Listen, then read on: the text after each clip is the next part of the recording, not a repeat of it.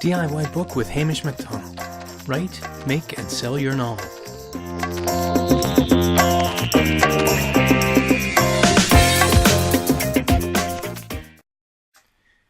Episode 16, A Simple Chapbook. The intention of this episode is to show you how you can make a very simple book with really basic materials. This is a short story I wrote for a reading I did last week, and I'd like to create just a really simple book of it. So I've got it here in my word processing program. I've bumped up the point size to 16 points, not too much, but a little bit bigger so that when it shrinks down onto the page, it'll still be readable. And I'm going to export it as a PDF. There we go. And now I'm going to open this in a program called Cheap Imposter. And you can see here that it's imposed the pages two up, or in other words, along a horizontal or landscape orientation. It's divided the page into two, so each is half as small as it would have been. And you can choose how many paper sheets are in a signature, and that's a nested group of pages. And I'm actually, because there's not very many pages in this, I'm just going to print it as a magazine. So if you picture a magazine, there's just staples in the middle. All the pages are folded inside each other. So I'm going to print that to my laser printer. I do want it two-sided. I'm going to do short edge binding here. And here we go. So here are my pages fresh off the printer. And you can see how Cheap Imposter has imposed them so that they go 1, 2, 3, 4, 5, and come around to 6 and 7 inside. So I'm going to take those and put them with a piece of colored paper for a cover and just fold them all in half. And then open it up again, and let's see, I'll take a piece, needle with some linen thread, doesn't really matter what you use. You could even use dental floss. I've heard of people doing that because it's waxed and durable. And just a short length of that there. And I'm going to put 3 holes in the paper. Doesn't really matter how far apart they are. So I'll start in the middle, poke a hole there, do one towards the bottom, one part way up towards the top. And now, with those 3 holes in the pages, I'm going to take my needle and thread and go into the middle hole, from the inside going to the outside, and leave a little tail there. Go up to the top hole, from outside to inside going in. Then, making sure that's long enough, whoop, there we go. Then loop over the middle and go out through the bottom one. And then go into the middle hole. Pull that through.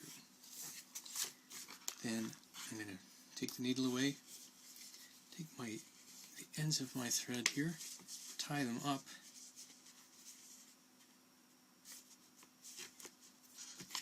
and then just trim them.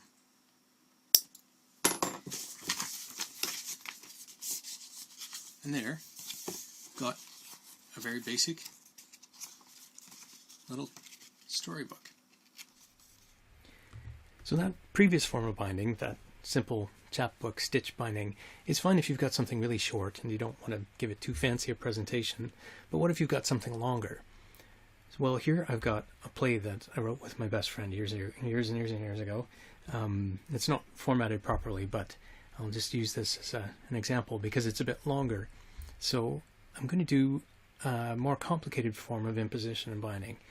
So here we go, under File, Print, and under PDF, I'm going to go to PDF Clerk Pro, which is the program I use for imposing my novels. And you can see all the sheets here have been imposed in order. And my default here Not sure if I can find the setting again because it took me so long to get this right.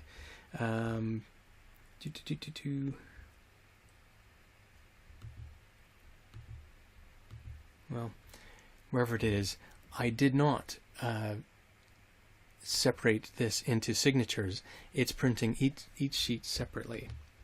So unlike the last one where all the pages are grouped together, in this one each page will stand on its own, which is perfect for perfect binding, which is what I'm going to do here.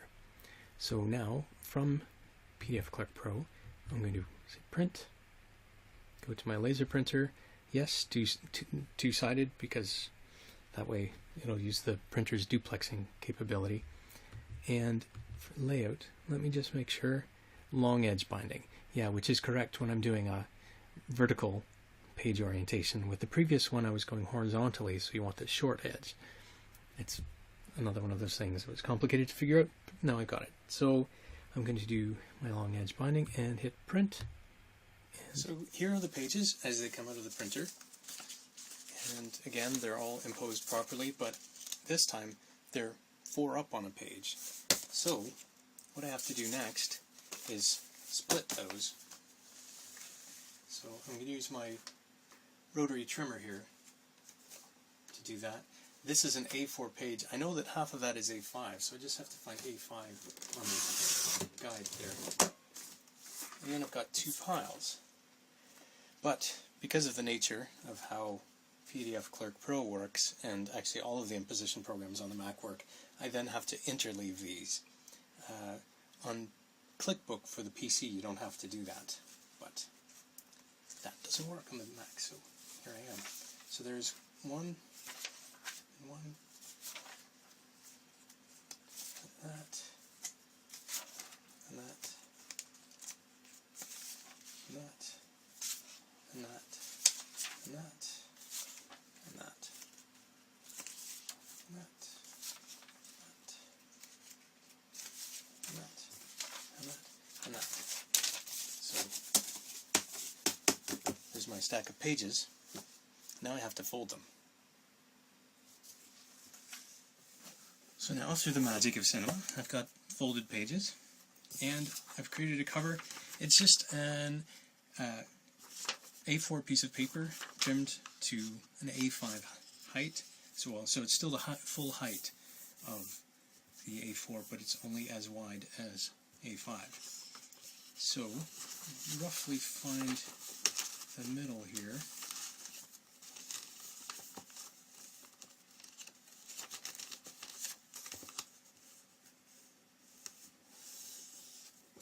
One fold so that I can kind of see what I was doing. I'm trying to get it to be exactly the width of these pages.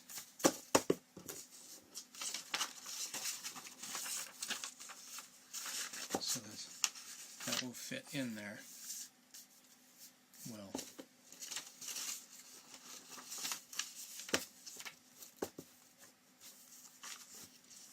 And then we'll take some glue, whatever kind of glue you have. Fast drying is nice if you're impatient like me.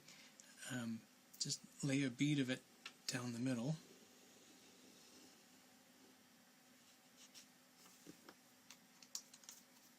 Wow, this stuff smells like fish.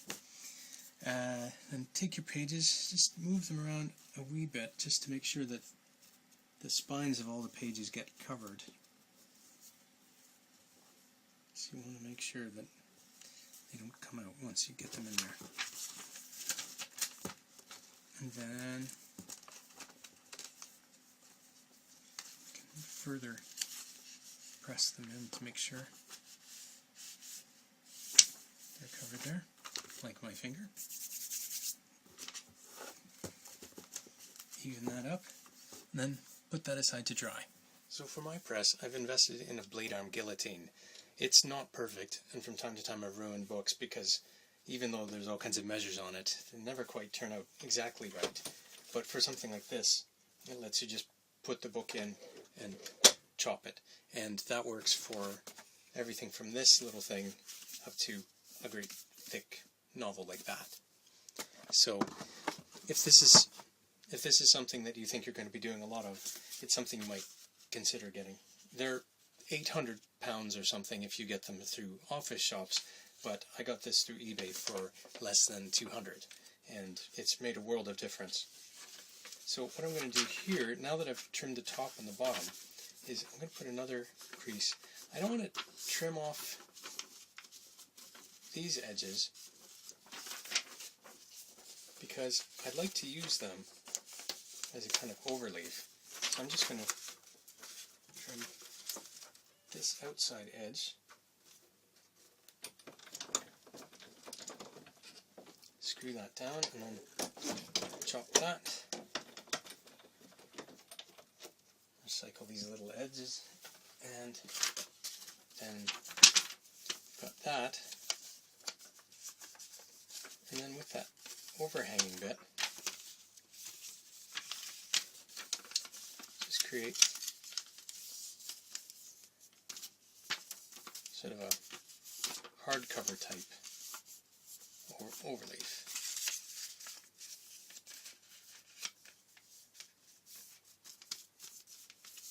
And there's my book. In the next episode, I'm going to show you how to make a paperback book like this one. It's really just an extrapolation of the process that we went through to make this book. And then in the following episode, I'm going to show you how to make a hardcover book.